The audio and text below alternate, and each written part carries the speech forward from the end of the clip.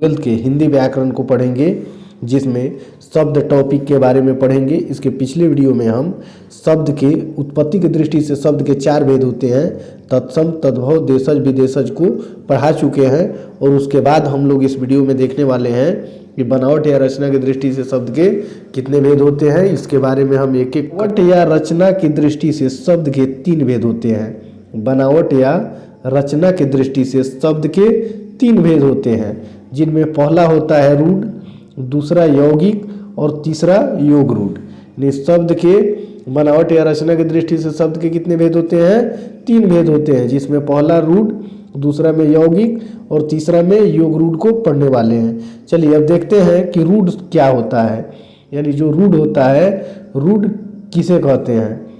तो देखिए रूढ़ का परिभाषा हम यहाँ देखते हैं कि जिन शब्दों के खंड या टुकड़े, देखिए ठीक से इसको देखिए, कि जिन शब्दों के खंड या टुकड़े किए जाने पर कोई अर्थ न निकले उसे रूढ़ कहते हैं।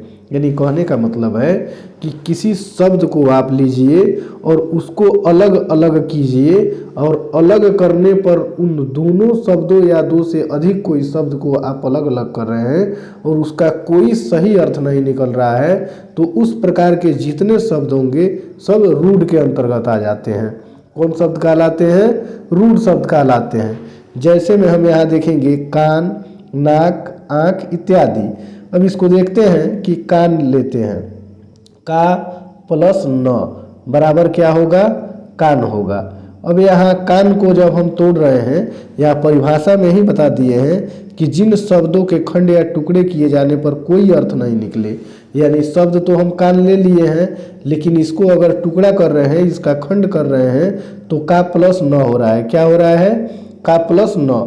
और यहाँ देखते हैं कि का भी कोई अर्थ नहीं होता है और न का भी कोई अर्थ नहीं है, यानी कान को जब अलग करेंगे तो का भी कोई अर्थ सही अर्थ नहीं निकल रहा है और न का भी कोई सही अर्थ नहीं निकल रहा है।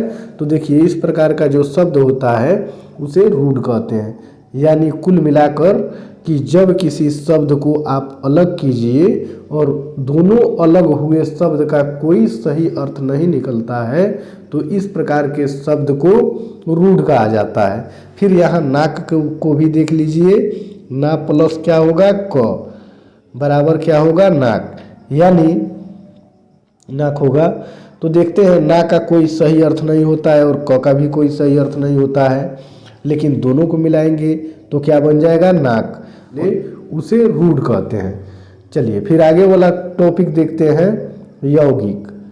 देखिए इसमें यौगिक के बारे में अब देखेंगे कि यौगिक का परिभाषा क्या होता है और यौगिक को कैसे हम पहचानेंगे। तो देखिए ऐसे शब्द जो 2 शब्दों के मिलने से बनते हैं। कैसा शब्द?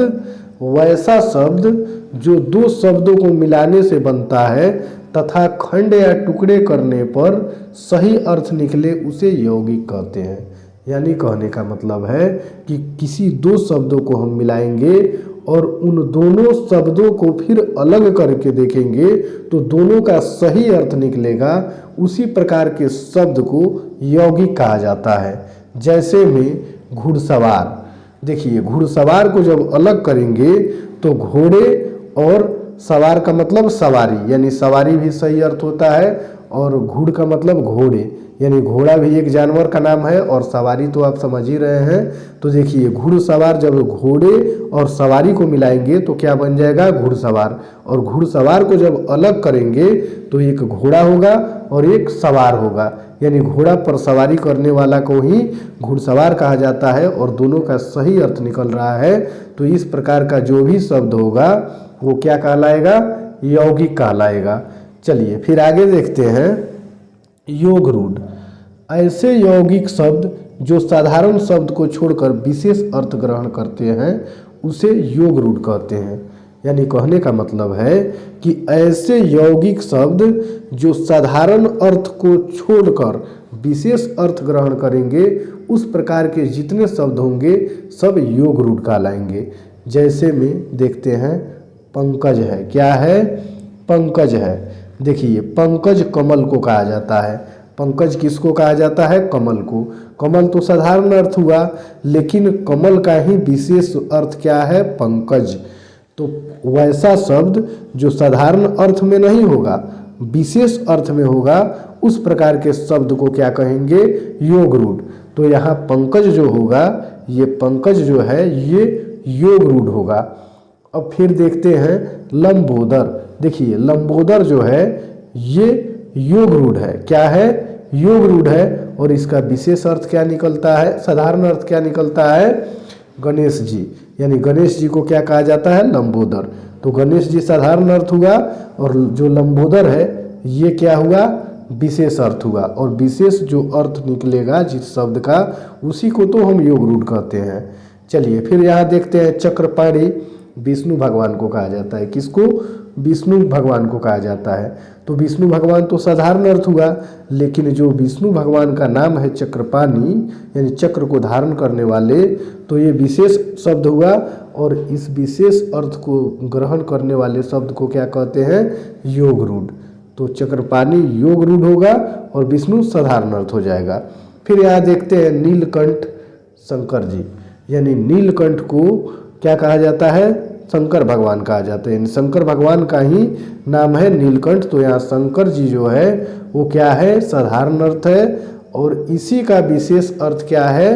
नीलकंठ, यानी नीलकंठ क्या हो जाएगा? योग रूढ़ हो जाएगा। फिर यहाँ दशानन देखते हैं, किसको कहा जाता है? रावण को। तो रावण तो साधारण अर्थ हो गया, साधारण शब्द हो गया, लेकिन उसका जो दशानन नाम है वो क्या हुआ?